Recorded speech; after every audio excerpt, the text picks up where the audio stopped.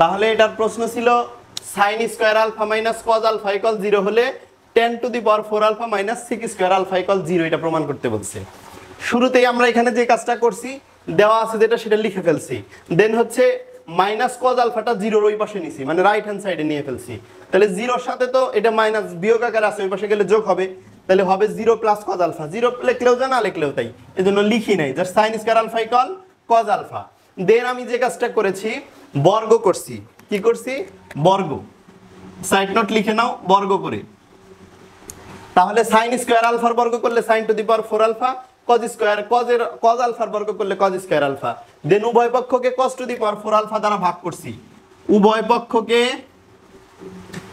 cos to the power 4 alpha দ্বারা ভাগ করে, উভয় পক্ষকে cos to the power 4 alpha দ্বারা ভাগ করে। এবার sin to the power 4 alpha by cos to the power 4 alpha মানে 10 টু দি পাওয়ার 4 আলফা, আর cos square alpha by cos to the power 4 alpha that means হলো sec square alpha. এরপর 10 square alpha minus sec square alpha equal 0। এটাই কিন্তু প্রমাণ করতে গেছিল 1 by cos square মানে sec স্কয়ার, এই পাশে নিয়ে আসলে প্রমাণটা হয়ে গেল। এই যে প্রমাণে বলছিল 10 to the power 4 alpha minus sec square alpha, এই যে 10 to the power 4 alpha minus sec square alpha equal 0। তাহলে এটা ছিল 6b এর 13 নাম্বার অঙ্ক। এরপর কত আছে দেখো, 14 নাম্বার অঙ্ক। এগুলাও 9 10 এ ছিল, 14 নাম্বার অঙ্কটাও 9 10 এ ছিল। দেওয়া আছে কি, এটা উঠানো হয়েছে তাওহীদ? আচ্ছা উঠাও। tan থিটা না স্নেহারা, একটু বলো তো tan থিটা সমান b বাকে হলে মান নির্ণয় করতে কইছে তাই না? a cos theta plus b sin theta divided by a cos theta minus b sin theta, এই জিনিসটার মান বের করতে বলছে। এই অঙ্কটাও 9 10 এ ছিল।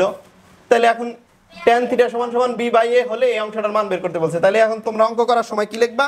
দেওয়া আছে লিখবা, এইটাকে লিখবা গিভেন, আর যে যেটুকুর মান বের করতে বলছে ওইটা করে এখন বা প্রদত্ত রাশি এটা লিখতে পারো, প্রদত্ত রাশি লিখলাম। হ্যাঁ, এইবার তোমরা যে কাজ করবা, যেহেতু tan থিটার মান দেওয়া আছে তোমাকে tan থিটা আনতে হবে না।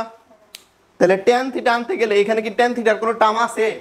tan থিটার কোনো টার্ম নাই। তাহলে tan থিটা বানাইতে হবে। tan থিটা বানানোর উপায় কি? এখানে প্রত্যেকটা উপাদান রে, এই হর এবং লবের প্রত্যেকটা উপাদান রে তুমি যদি cos থিটা দ্বারা ভাগ করো, কিছু জায়গায় cos থিটা ভ্যানিশ হয়ে যায় আর কিছু জায়গায় tan থিটা আসে। ফলে যে সকল জায়গায় tan থিটা আসে ওখানে মান বসাই দিবা, আর যেখানে ভ্যানিশ হয়ে গেল তো আলহামদুলিল্লাহ, কিছুই করার দরকার নেই।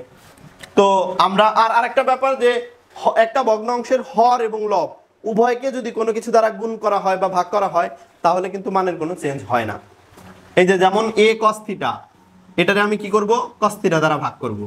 আবার b sin থিটা, এটাকেও আমি cos থিটা দ্বারা ভাগ করব। আবার এইখানে a cos theta divided by cos theta minus b sin theta divided by cos theta.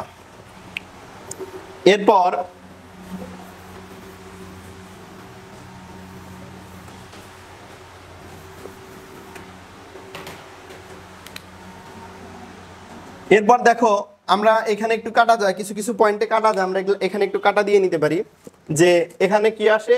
cos theta কাটা যায়, আর এখানেও cos থিটা কাটা যায়। তাহলে থাকলোটা কি? থাকলো হচ্ছে a plus sin theta by cos theta মানে কি? tan theta.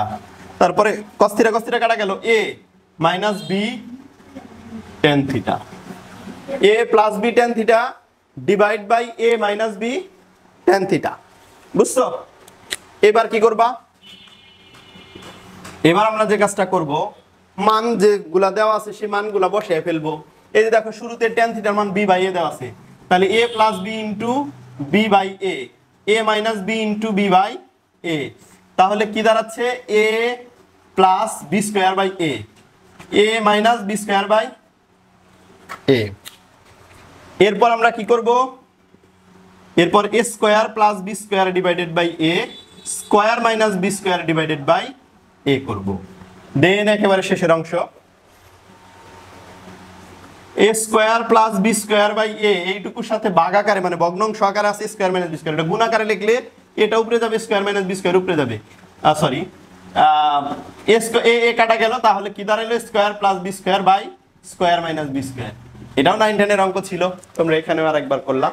সৃজনশীলের কত এই টাইপের প্রশ্ন আসতে পারে।